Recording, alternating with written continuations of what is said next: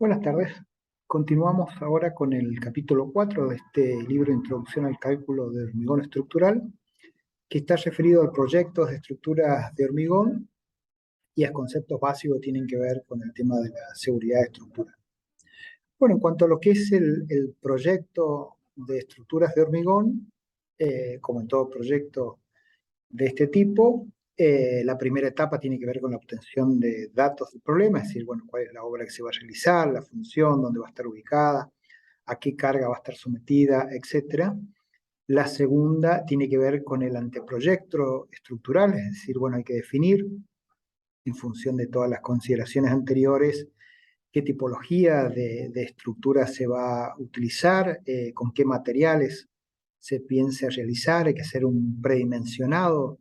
de los elementos estructurales que van a conformar esa estructura. Bueno, hay que definir formas y geometrías y propiedades generales de los materiales con los que se va a trabajar. Después la tercera etapa, que acá está como cálculo estructural, sería lo que corresponde al análisis de estructuras, al análisis de carga y al análisis estructural. El análisis de carga, bueno, hay que definir qué tipo de cargas van a haber, cargas muertas, cargas vivas, vientos, sismos, etc. Y bueno, cuáles son, de acuerdo a los reglamentos específicos de la línea 100 del CIRSOC, cuántos son, cuál es la magnitud de esa carga de diseño, y después también las combinaciones de esas cargas que después mencionamos están especificadas también en el reglamento. Y después entonces con esas tipologías estructurales que se han definido y ese prediseño que se ha realizado y estas cargas que se han estipulado, bueno, se hace el análisis estructural para determinar la demanda, básicamente demanda a momentos flectores, esfuerzos de cortes, axiales, torsión y sus combinaciones. Por supuesto que este análisis, como recién hablábamos, de dos niveles, hay que hacer para un estado último, es decir, con cargas mayoradas, y también hacerlo para cargas de servicio, es decir, las cargas que habitualmente están en la construcción, a efectos, por ejemplo, cuando se quieren calcular flechas, bueno, otro tipo de control de desplazamientos. Así que todo esto es lo que implica esta tercera etapa de cálculo estructural. Después, la cuarta etapa es el diseño o dimensionamiento ya específico de los elementos estructurales. En este caso, si hablamos de hormigón, bueno, en cada losa, o en cada viga, en cada columna, definir, bueno, si la sección de hormigón era la adecuada y, bueno, qué cantidad de armadura y en qué posición es necesario para todos los esfuerzos que ese elemento estructural tiene que soportar, y también, bueno, todo lo que es después el detalle de armado, que está ahora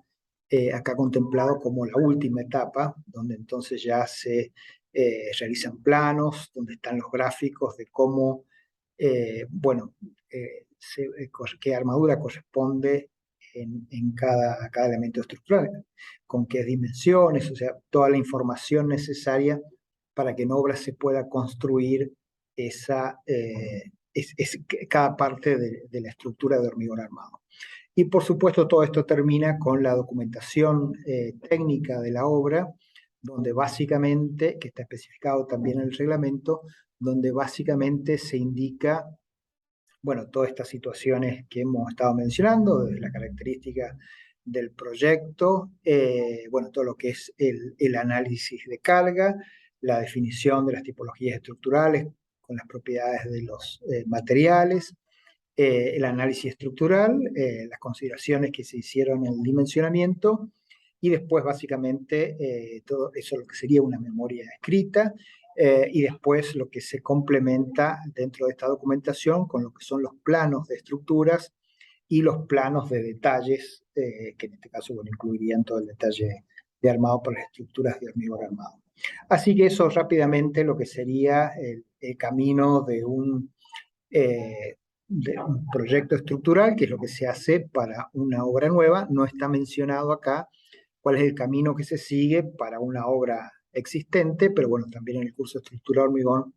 lo mencionamos de forma complementaria, pero no es parte fundamental de este curso. Y después el tema de resistencia y seguridad, también lo planteamos a nivel general. Bueno, hay que asegurar que la estructura, bueno, sea segura y que tenga la resistencia suficiente para las cargas que tenga que soportar, pero bueno, eso hay que cuantificarlo y hay que trabajar con un cierto nivel de seguridad y probabilístico, basado en un estudio probabilístico, etc. Entonces, bueno, está planteado acá en esta parte estos conceptos también de manera general y dice, bueno, por ejemplo, debe existir un margen adecuado de seguridad entre las cargas actuantes con las solicitaciones que éstas generan,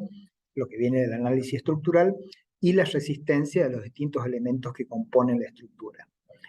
Entonces, las cargas las vamos a determinar con el análisis estructural, lo que ya sabemos de los cursos anteriores. Y en cuanto a la resistencia de los distintos elementos estructurales, bueno, lo que se hace en este curso de estructura de hormigón es el aprendizaje de cómo determinar la resistencia a flexión, a corte, a torsión, axiales y las combinaciones. Así que, bueno, de eso trata también esta parte del curso, principalmente también en cómo calcular las resistencias. Pero bueno, ¿con qué nos encontramos acá? Con que esas cargas con las que vamos a hacer el análisis estructural para determinar cuál es la demanda, o sea, cuál es el momento flector que tenemos que soportar, o el axial, etcétera, son variables, no es una magnitud constante. Si pensamos en el viento, si pensamos en las cargas vivas, por ejemplo, que en una construcción las pueden afectar, o si pensamos en la nieve, sabemos que no son valores únicos, que siempre que nieve, por ejemplo, vamos a tener tanta carga. Entonces hay que considerar esa variabilidad en las cargas. Y también, bueno, esas cargas son variables en el tiempo, como podemos ver en este gráfico, pero también las resistencias son variables. Por ejemplo, si de una estructura nosotros sacáramos una serie de testigos e hiciéramos los ensayos con presión, podríamos ver, bueno, acá está graficado cuál es la resistencia característica de cada uno de esos,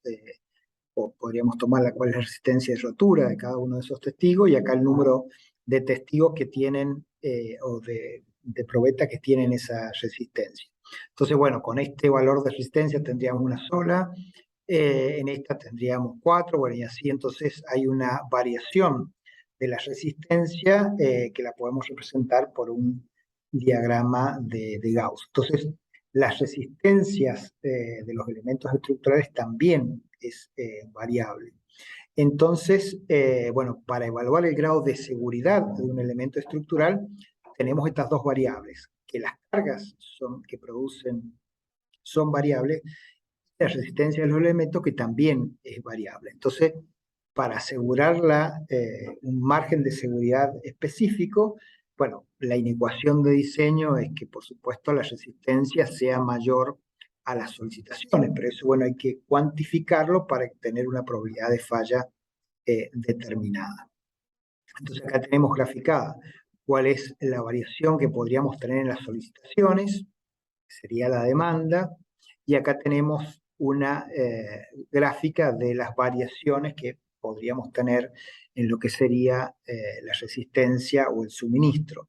Entonces, como decíamos, bueno, hay un tema de probabilidades, definir, bueno, de toda esta resistencia variable, cuál es la que elijo, y de todas estas cargas variables, cuál es la que elijo para poder hacer esta comparación de que la resistencia sea mayor a la demanda, a la solicitación debido al análisis de carga. Entonces, ese es un problema que hay que definir desde el punto de vista probabilístico. El reglamento CIRSOC 201 bueno, indica que esto se ha evaluado o se ha fijado para lograr una probabilidad de falla del orden del 1 sobre 100.000. Así que, bueno, ¿cómo está esto logrado en el reglamento? Igual, por supuesto, en el reglamento americano. Bueno, que se consideran una serie de combinaciones de carga, donde cada carga están mayoradas, depende del tipo de carga. Por ejemplo, cargas que tienen poca variación y que se pueden conocer con mayor detalle, como son las cargas muertas, tienen coeficientes de mayoración más bajos que aquellas cargas como las vivas, que son más difíciles de determinar y que pueden tener más variación. Entonces, se hace una combinación de cargas, pero esas cargas están mayoradas según las particularidades que tienen. Y las resistencias nominales, o sea, cuál es la resistencia a flexión, por ejemplo, de una viga, o la resistencia a corte también de una viga, o la resistencia a compresión de una columna, etcétera, se calculan teóricamente, esto es lo que vamos a aprender específicamente en este curso, pero se reducen con un coeficiente que se llama factor de reducción de la resistencia. Entonces, básicamente el criterio de seguridad para lograr esta probabilidad de falla tan baja como 1 sobre 100.000 tiene que ver con aumentar las cargas, mayorar las cargas, combinándolas, siendo un factor de mayoración en función de la posibilidad de conocer con mayor precisión esa carga y de la variabilidad que tiene esa carga. Entonces, mayorar cargas combinadas y reducir las resistencias nominales que se calculan teóricamente, en este caso, para estructuras de hormigón armado. Este criterio de diseño se aplica también a estructuras de acero, nada más que en el curso de estructura metálica lo que se varía es que la capacidad o la resistencia nominal a flexión, corte, etcétera, se hace para el acero y en este caso lo estamos haciendo en este curso específicamente para estructura de hormigón. Y bueno, con eso finaliza entonces este capítulo donde se plantea entonces la seguridad también del diseño que vamos a hacer en función de las resistencias del estado último. Por supuesto, no con cargas mayoradas, sino con las cargas que habitualmente están en la construcción, se hace la verificación del estado de límite de servicio, que básicamente es el control de flecha y el control de fisuración. Pero estos no son con cargas mayoradas, este estado de límite de servicio, sino son con las cargas que habitualmente están afectando o están interactuando con la estructura. Mientras que para el estado límite último, las cargas son las cargas, este criterio de diseño con cargas mayoradas y resistencias nominales reducidas. Bueno, este es sobre este capítulo nada más. Muchas gracias.